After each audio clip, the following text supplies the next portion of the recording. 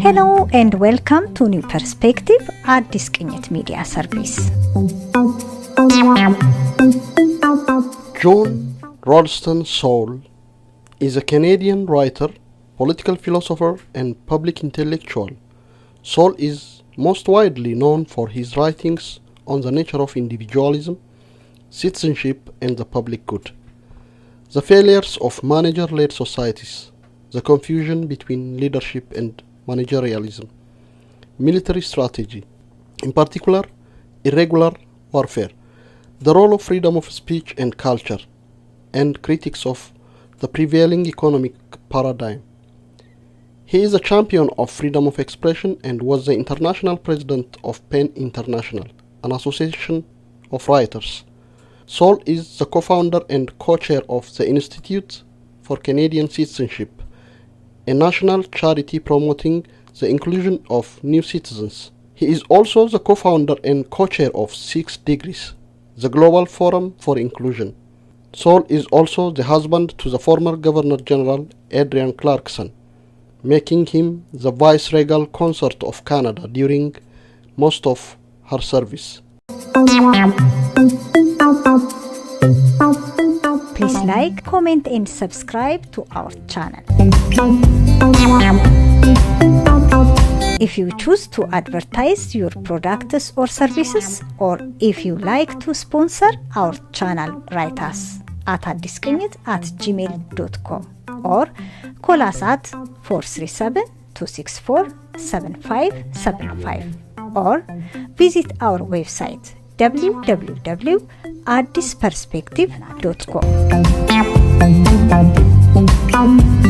Thank you very much for your time, John. We are very delighted to have you in our show, and well, thanks for the invitation. And I remember so well being with you in Ethiopia, and then when you came to the PEN Congress in Quebec City. Yes. And then it was obvious you had needed to stay, that you couldn't go back. So exactly. And we're thrilled to have you here. We are very grateful, after so many things are changed in Ethiopia since you visit that country.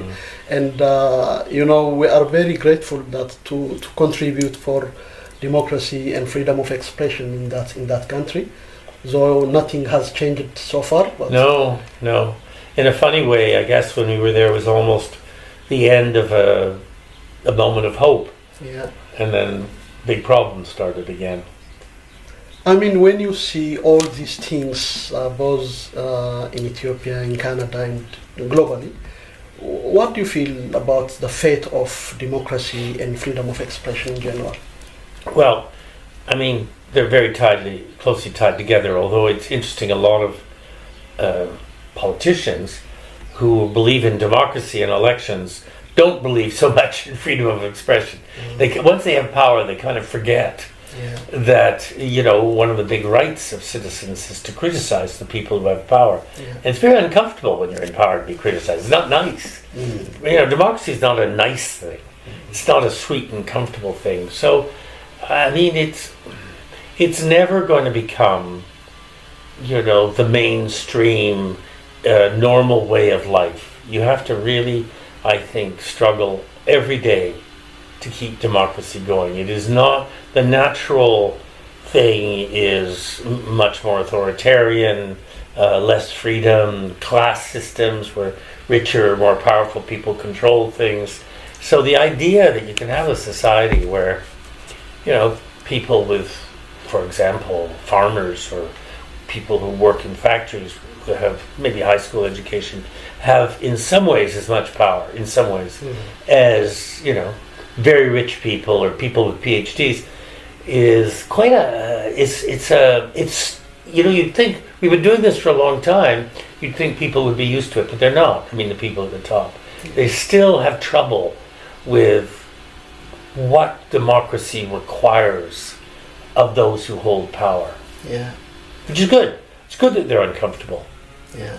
I mean, Canada celebrates 175th year being a democracy. Yeah, this year. This year. Yeah. And you wrote something on global men. Continuous democracy. Continuous democracy. I mean, that's the accomplishment.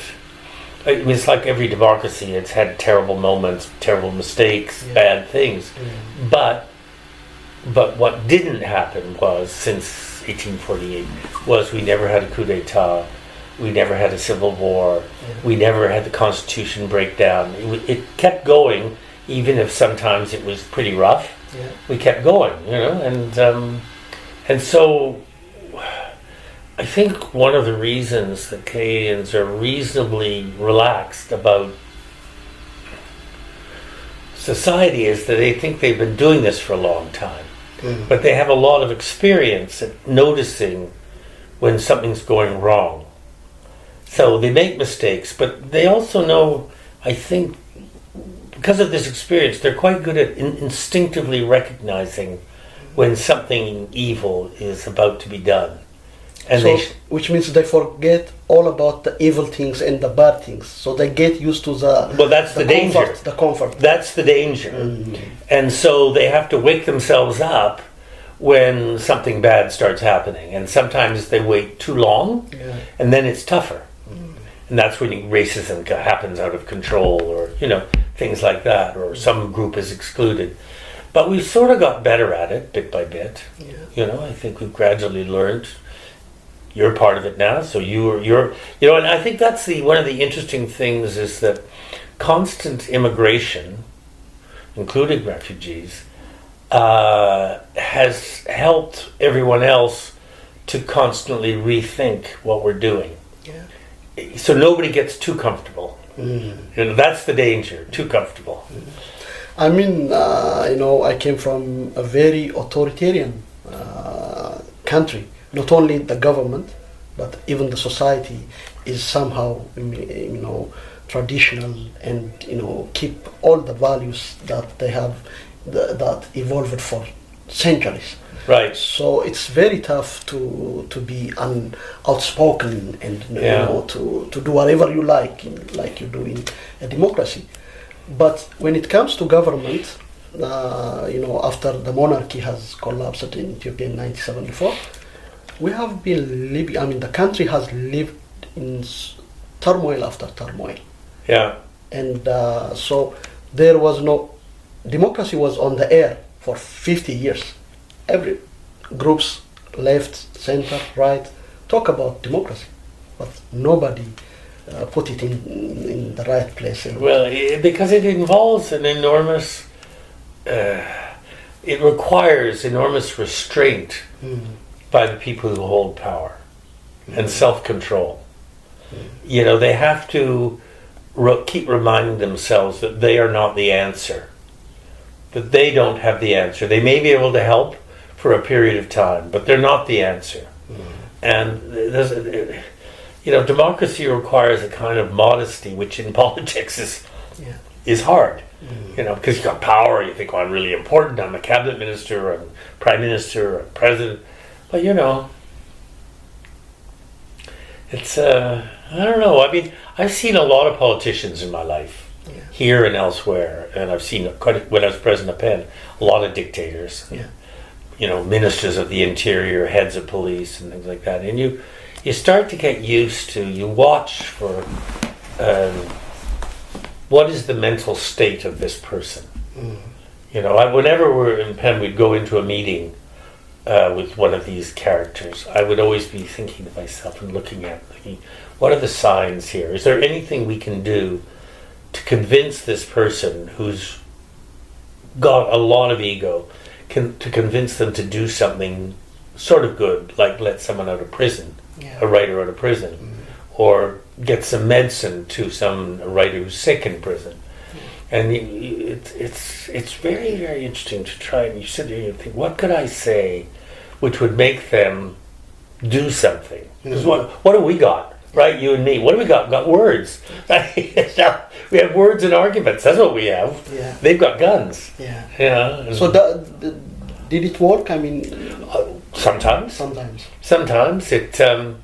Where was it? I remember once we were somewhere it was in Asia, and we were having very, very tough conversation, and then at the end of this tough conversation, the president said, "Well, why don't we have lunch?" Yeah. And so we said, "Of course, you grab any opportunity. The more informal, the better." And so we arrived, and they changed out of their uniforms into business suits. They became human. And then they said, we're so happy to talk with you because, we all read a lot, and our wives read a lot, and we really admire writing. Of course, they had these people in prison who were writers, right? Yes. So we talked a lot about how the books they liked and everything, and then I chose my moment and said, "Well, that's marvelous, Minister, but the thing is, if you could reduce the sentence of the following people, and in the end they did something. I think they let some people out within 6 months. That's important. You're trying to get what you can get, right? Yeah. It's very tough. We can go and go on. You served PEN International for 2 terms. Yeah. And I know you were very busy traveling all over the world, and you meet all kinds of writers and leaders. And you did a great, one of the best tenors, I think, in PEN history. And to come to the democratic issue, what's the secret of to stick on, a system that survived 175 years as a democracy? What's the recipe, and what's Well, the big recipe is time. That the longer you can keep it going, the longer it will last, because people get used to it and they get the experience. Experience is a big part of it. But I think the other thing is this idea of restraint, that when La Fontaine and Baldwin created our modern democracy in 1848, they, were faced with enormous violence from the powerful people, who at a certain point were so furious that they rioted, they burnt down the Parliament buildings, and they attempted to kill the both of them plus the Governor General. There was like 6 months of terrible violence and uncertainty, and La Fontaine and Baldwin did something which was very rare for the time, anywhere in the world, which was they didn't use the soldiers to create order. They didn't open fire. They didn't really put people in jail except over very short periods of time. They just said, more or less, they wouldn't say this in public, but basically they said, well, if a couple of houses and buildings burned down and there were some riots, what's the big deal? The main thing is to hold on to the democracy, and these people will run out of steam eventually. And if we can just keep all of this in place, they will run out of steam, and they will become less and less popular, and we will be able to maintain the democracy. And so basically it took about 6 months they could have shot these people. They had the soldiers to shoot them. But they knew that if they did that, there would be more violence. And they would become dictators. That's a very wise decision. So it's why I mean restraint, modesty. Democracy is based on that kind of thing. And when you hear people talking about we need leaders, we need great leaders, that's not what democracy is about. That is, you might occasionally need somebody who's very strong and powerful, but very rarely. I mean, we got through 2 world wars, which we had like 600,000 soldiers in the First World War and about 500 in the Second World War. We had one of the beaches on D-Day. The First World War, an enormous part of the front for this small population. Our prime ministers were very ordinary kind of guys. I mean, the one in the First World War was a very sort of standard guy, and in the Second World War it was Mackenzie King, who was crazy. But he was crazy in this funny way. I mean, he wasn't grand or impressive. He was just this little roly-poly guy who had dreamt about these things and kept everything stable. Interesting. Yeah. Interesting. I mean, You're watching New Perspective አዲስቅኝት. New Perspective አዲስቅኝት is a digital print and broadcasting media outlet based in Toronto. I mean, we Never held a gun in his life, either of them. Never. I would think, never in their lives. So all of Canadian prime ministers were civils. I mean, Yeah, no, I don't think. I'm just trying to think. I don't think we ever had a prime minister who, was anything really in the military. And usually, it's if you're military, you won't get elected. You may be one or two retired military in the whole House of Commons at most of the time. And it's not a way. It's the same thing. Businessmen, most big businessmen don't do well in politics in Canada either. Money and guns doesn't really help in this country in terms of governing. interesting. That's a great recipe. I mean, it's sort of crazy when you think about it, but it does seem to work. Sort of. Unfortunately, most of the leaders, especially in Africa, has a lot to do with guns and money. Yes. So I think. Well, or the United States, if you think about it, there's a lot of money. Exactly. A lot of money. A lot of money. And we see the problem is now, coming up. And I mean, we are celebrating. Let me move to another question. And this month is Indigenous People Heritage Month. Right. And you have been writing and advocating for Indigenous rights and values for so many years. And what it means for being living in this indigenous land, and what's the Canadian value that comes from the indigenous people. Well,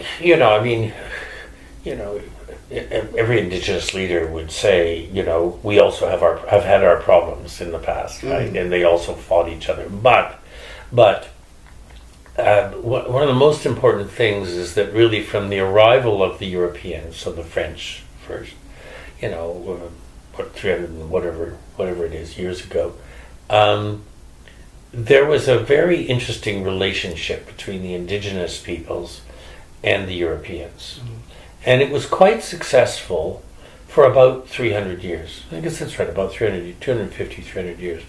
And, there was the fur trade, and there were various things, a lot of intermarriage. So, the Métis people came out of that, and a lot of working together, a lot of trading. And it wasn't until the second half of the 19th century, when there was a lot of immigration, particularly from Britain, that the immigrants felt very powerful and started acting badly vis-a-vis Indigenous people, and sort of really acted badly for about 100 years. And then we started putting back together again the old method, or the old story of a positive relationship between Indigenous people and the Europeans and newcomers from everywhere in the world. And I think the thing that was so incredible about the relationship was that what the Indigenous people had that we don't have, like you don't have, I don't have, is that they had a real sense of the relationship between the people and the place. That they was not this sort of European or Christian idea of the human beings being on top of the land, in control of the land, ordering the land to do things, which is really what we've tried to do. And they saw themselves much more as being part of the land and involved in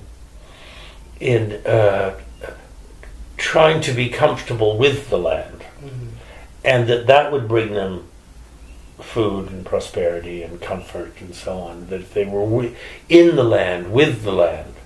And I believe that that still exists.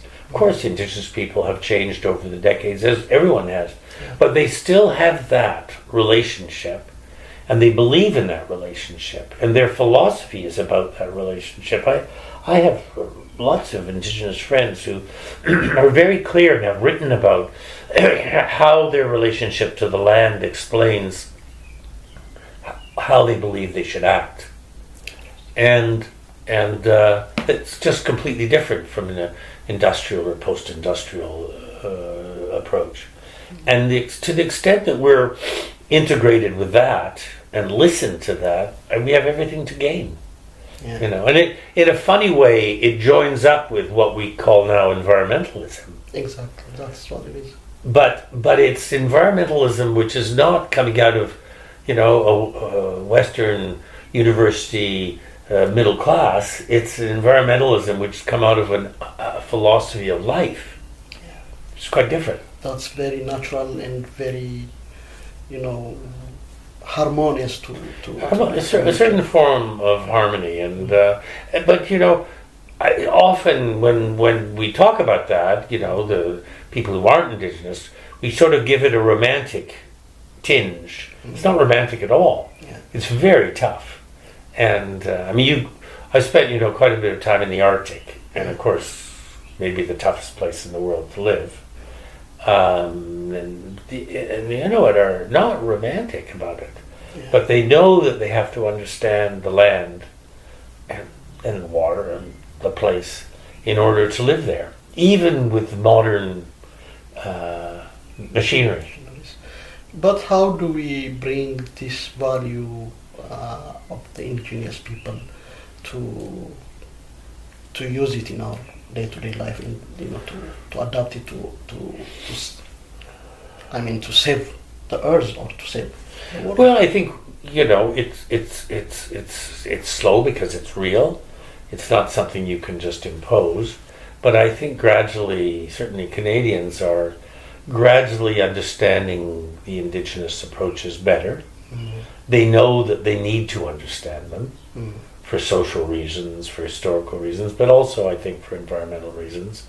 And one of the big problems was that for, you know, those bad 100 years, there was really very little relationship between, you know, somebody living in Ottawa or Toronto and indigenous people. Yeah. They didn't think they should have a relationship. Now I think people are trying to find how to have a relationship, how to build that, and that's hard work. Yeah. You know, it's quite hard work, and it means a lot of listening. In a way, I stopped writing books about the indigenous role at a certain point. One, because I felt it said everything that someone like me could say, but B, because I felt that there were new generations of indigenous leaders coming along who were really ready to say these things to everyone. In other words, they could have remained very bitter and angry, but in fact they have shown an astonishing generosity, and they've been trying to explain publicly how these things work, and the result is that in some parts of Canada it's going better. The relationship is going better. I mean, British Columbia was one of the worst places in terms of racism and stuff. And now I would say parts of British Columbia are among the best places. That's great.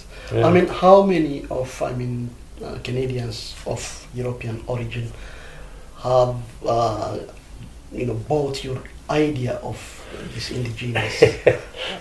Who knows? I think that these things come in unexpected ways, and you can't predict it. I mean, sometimes it's because they read something, they read a book and they think about it, and then it changes the way they have conversations. Sometimes it's because a teacher is talking to them about history, but in a new way. I mean, because they have the thing about, as you know, as a writer, the purpose of writing a book, like the sort of books that, or non-fiction books, is you're trying to give people mechanisms for argument, mechanisms for how to talk about life differently, and not to use the old language and the old assumptions about superiority or, power or money or whatever. Give people new life. And the thing that's made me happiest as a writer in my life really is not good reviews and things. It's really when I hear somebody, a student or a professor or a teacher or something, talking and using some of my ideas and using them to change the debate. Interesting. Yeah. Interesting. I mean, we have to do that because it's not, we know John, and because John is a Canadian or he's a famous writer, but because the idea is very valuable and it helps to change our future.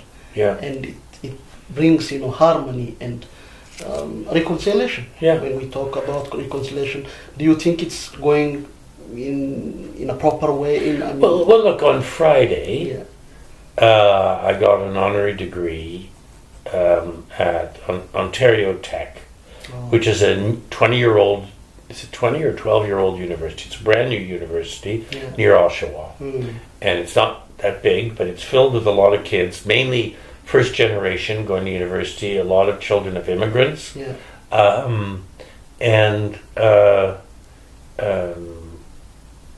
The people who spoke before me,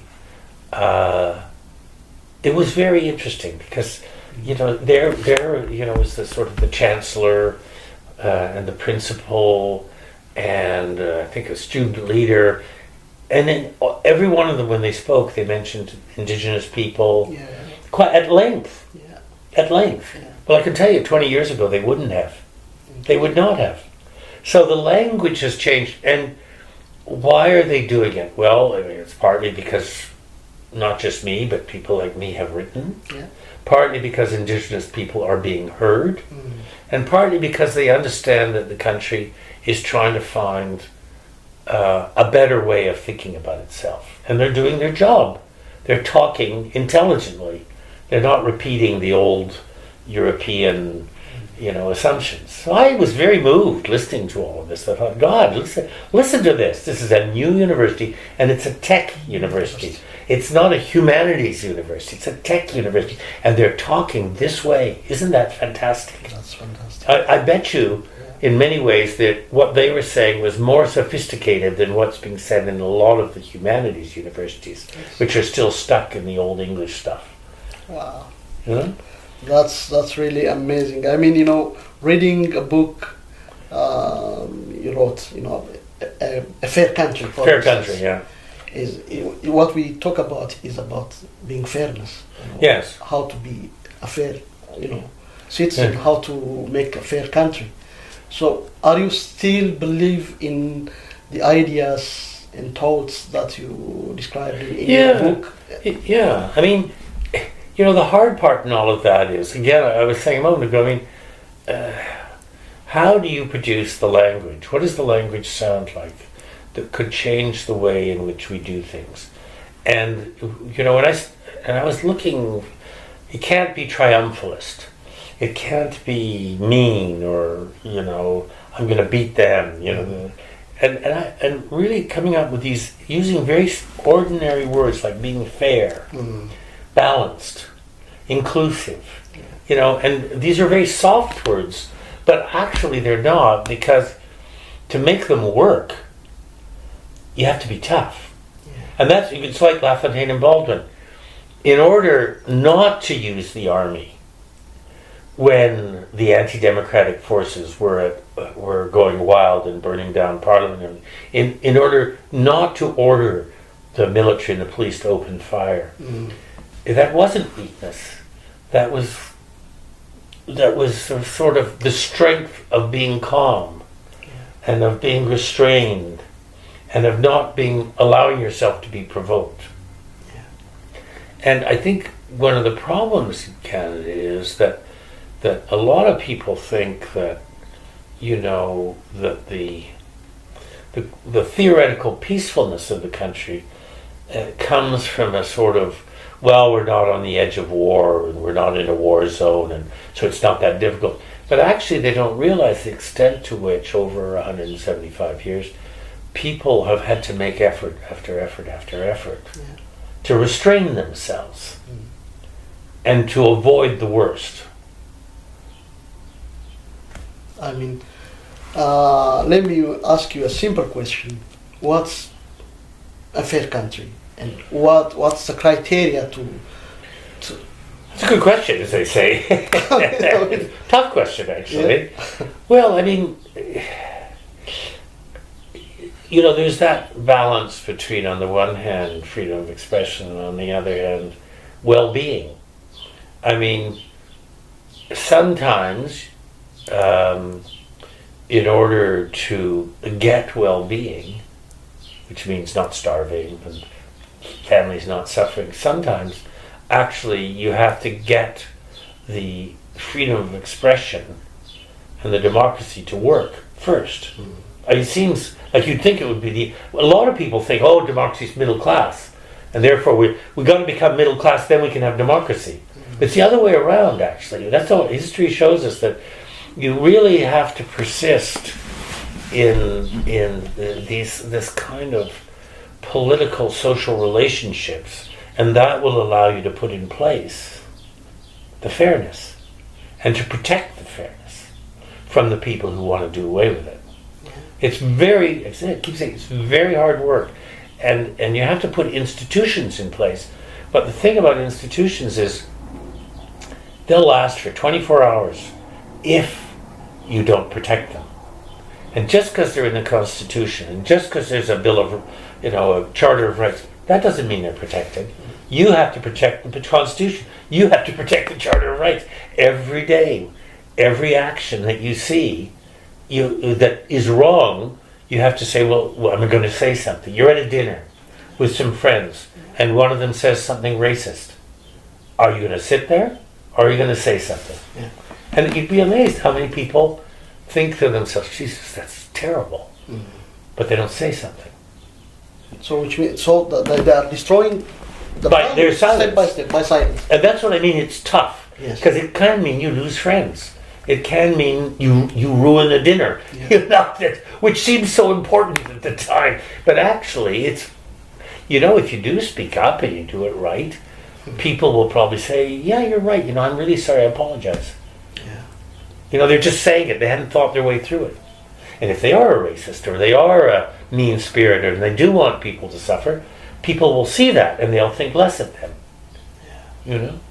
So that is very important. Yeah. To make a fair country. Yeah.